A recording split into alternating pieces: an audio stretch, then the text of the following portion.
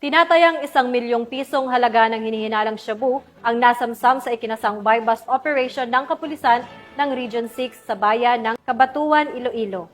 Magbabalita dyan si Patrol Woman Ledilyn Bansagon.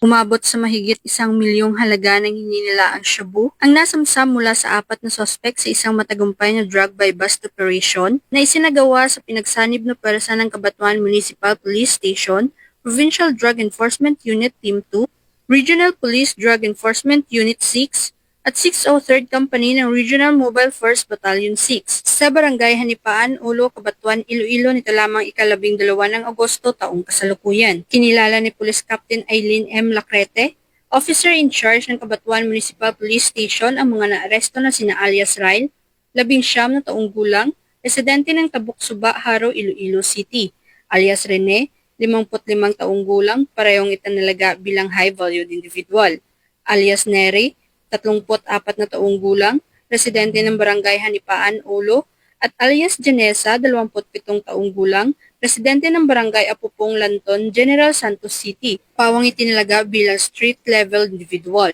Samantala, nakatakas naman ng isa pang suspect na si alias Rodelito na itinuring ding high-valued individual. Na-recover ang 8 sachet ng hininilaang shabu at isang sachet na ginamit bilang buy-bust item na may kabuuang timbang na 140 gramo at tinatayang nagkakahalaga ng halos 1 milyong piso.